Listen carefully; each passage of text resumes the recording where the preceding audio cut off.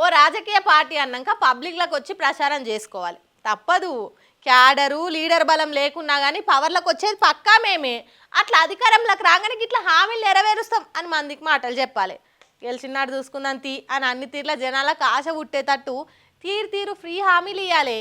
కానీ ఎంత కాదన్నా ఓ హామీ ఇచ్చే ముందు సర్కార్కి వచ్చేదెంత, పోయేదెంత, అవుతున్న అప్పులెంత, కడుతున్న మిత్తిలెంత అని నోట్ లెక్కలన్నా చేసుకోవాలనా? అట్లా చేయకుండా ఆల్ ఫ్రీ ఫ్రీ ఫ్రీ అనుకుంటా హామీలు ఇస్తే ఇగో గిట్లా జనాలే లెక్కలు నేర్పించి జాగృతం చేయవలసి వస్తుంది. తెలంగాణకు అమ్మనైతా అని టీఆర్ఎస్ పార్టీ పెట్టి అధికారంలోకి వచ్చి అందరు తిప్పలు తీరుస్తా అని హామీల వరద వారిచ్చింది కదా కవిత. పార్టీ పేరు మీదనే పంచాయతీట ఇప్పటికే నెత్తినొప్పులు మోపోయినాయంటే మీదికెళ్ళి మేడం ఇచ్చిన హామీల లిస్టు తీసి జనాలు చెప్తున్న లెక్కలతో ఇంకో పరిశాన వచ్చి పడ్డది పోరి. పార్టీ పెట్టినాడు మాట్లాడుకుంటే ఏమన్నది, కేజీ నుంచి పీజీ దాకా అందరికీ ఫ్రీ చదువు, ఇంజనీరు డాక్టరు ఏ డిగ్రీకైనా ఖర్చు మొత్తం మా సర్కారే చూసుకుంటది అన్నది కదా. నేను మాట ఇస్తా ఉన్నా, ఇవాళ మన ప్రభుత్వం వస్తుంది, ఖచ్చితంగా వస్తుంది. ఎందుకంటే ప్రభుత్వంలో వచ్చేది మీ అమ్మ కాబట్టి అమ్మ జేబు చూడదు, కడుపు చూస్తుంది. అమ్మ జేబు చూడదు, కడుపు చూస్తుంది. కాబట్టి మీ పిల్లలు ప్రైవేట్ పాఠశాలలో చదువుతున్నా, ఎంతవరకు చదువుకున్నా కంప్లీట్గా మీ మీద ఒక్క రూపాయి కూడా భారం పడకుండా చదివించే బాధ్యత మేము తీసుకుంటాం. అది ప్రైవేట్ పాఠశాలలు కానీ, డాక్టర్ కానీ, ఇంజనీర్ కానీ, రాకెట్ సైంటిస్ట్ కానీ మన తెలంగాణ బిడ్డలు చదువుకుంటే ఒక్క రూపాయి కూడా పేద మధ్యతరగతి వాళ్ళ మీద భారం పడకుండా ఉచిత విద్యను అందించే బాధ్యత నేను నా తెలంగాణ బిడ్డల కోసం తీసుకుంటానని ఈ సందర్భంగా తెలియజేస్తున్నా. ఇట్లా ప్రైవేట్ బల్లే కూడా అందరికీ ఫ్రీ చదువు చెప్పాలంటే ఏం తక్కువ 20,000 కోట్లు పెట్టినా చాలదు. మీదికెళ్ళి ఫ్రీ దవాఖానా ట్రీట్మెంట్ గురించి ఏమన్నది, పేద మధ్యతరగతి ప్రజలకు ఏమవుతుంది, ఎవరన్నా ఇంట్లో రోగం వస్తే ఒక యాక్సిడెంట్ అయితే ఇల్లు గుల్లవుతుంది అంటే, అందుకే ఆలోచన చేసి వైద్యం గురించి ఒక నిర్ణయం తీసుకున్నా. మన రెండో అంశం పాంచజన్యంలో వైద్యం కోసం అనేక అగచాట్లు పడుతున్నారు, అనేక ఇబ్బందులు పడుతూ ఉన్నారు.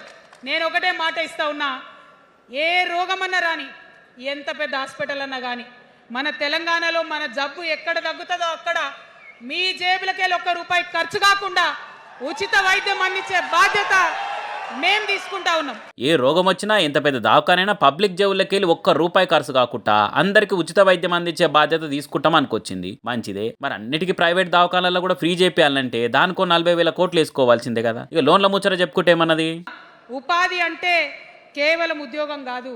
ఉపాధి అంటే మన ప్రభుత్వంలో రేపు రాబోయేటటువంటి మీ అమ్మ ప్రభుత్వంలో 2 లక్షల రూపాయల నుంచి మొదలు పెడితే 20 కోట్ల రూపాయలకు కూడా మనము మీ వ్యాపారానికి సంబంధించిన ఐడియాతో మీరు వస్తే బ్యాంకులతో సంబంధం లేకుండా నా యువతులను నమ్మి ఆ లోన్ డైరెక్ట్గా మీకు ఇవ్వడం జరుగుతుంది.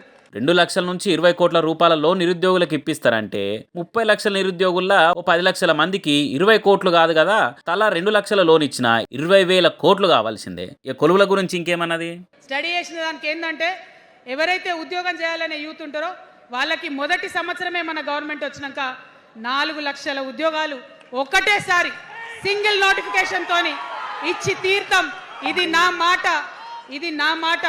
అంత దానికొద్దు కానీ ఓ 5 లక్షల ప్రభుత్వ ఉద్యోగాలు వేసుకున్నా ఒక్కరికి 5 లక్షల జీతం అనుకున్నా 25,000 కోట్లు కావాల్సిందే. అంటే ఒకవేళ కవిత అన్ని అనుకున్నట్టు సీఎం అయితే సర్కార్ నడిపించే తందుకు ఇప్పుడైతున్న ఖర్చు కాకుండా హామీల అమలుకు ఆమె పెట్టవలసిన ఖర్చు 1,00,000 కోట్ల రూపాయలకు మీదనే అన్నట్టు. ఇట్లనే ఓట్ల ప్రచారంలో 6 గ్యారంటీలు 62 హామీలు అనుకుంటా పవర్లకు వచ్చిన రేవంత్ రెడ్డి ఇప్పుడు ఏమంటున్నాడు, రాష్ట్రాన్ని బీఆర్ఎస్ సర్కార్ పురాగా దివాలా తీసేసింది, నన్ను కోసిన రూపాయి ఉట్టదు అని కుల్లా చెప్పబట్టే. మరి అప్పటి కార్ పార్టీ గవర్నమెంట్లుండి ఇప్పుడు అస్తం సర్కార్ చెప్తున్న మాటలు వినుకుంటా కూడా ఇన్ని హామీలు ఆల్ ఫ్రీ పథకాల మాటిస్తున్నా అని ఏ లెక్కనంటుంది కవితక్క అనుకుంటా ఒక్క తిరగడగబట్టిరు జనాలు. ఏమనంటే నేను అమ్మ లెక్క చూసుకుంటా, అమ్మ జేబు చూడది కడుపు చూస్తుందని మాట్లాడుతుంది.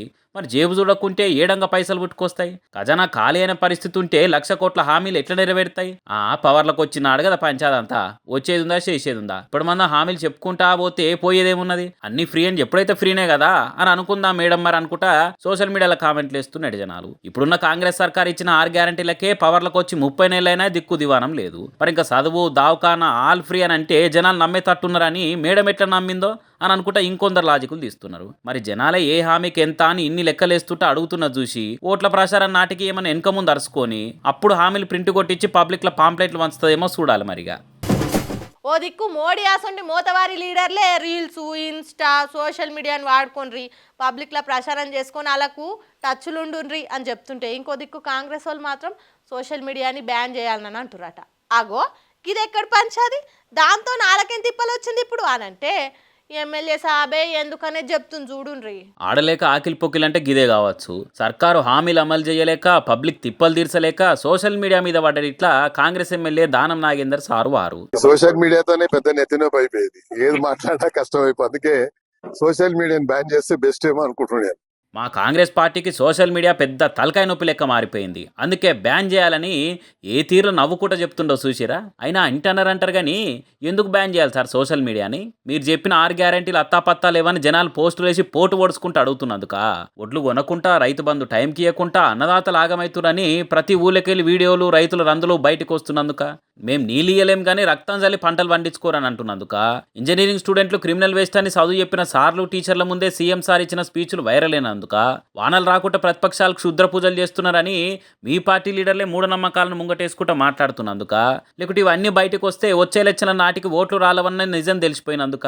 ఎందుకు సోషల్ మీడియాని బ్యాన్ చేయాలనుకుంటా అదే సోషల్ మీడియాలో అరుచుకుంటారు జనాలు. ఇప్పుడు ఒకవేళ మీరు జనాల తిప్పలు తీర్చి ఇచ్చిన హామీలన్నీ నెరవేర్చి ఉంటే ఇలా అదే సోషల్ మీడియాలో మీరే పని కట్టుకొని ప్రచారం చేయించుకోకపోదురా? మేము ఇంత చేసినాము అంత చేసినామని. కానీ చేసింది ఏం లేక పబ్లిక్ అడుగుతుంటే పర్సన్ తప్పించుకోలేకనే కానీ ఈ బాధ అంతా అని అనుకుంటూ అరుచుకోబట్టి నెట్ జనాలు. ఏమో ఇంకా రాను కాంగ్రెస్ లీడర్లు కవర్ డ్రైవ్లు చేసుకునే తందుకు ఏం బ్యాన్ చేయమంటారో, రేపు ఇంకేం చెప్తారో, ఏం డిమాండ్లు ముంగటేసుకుంటారో మరి.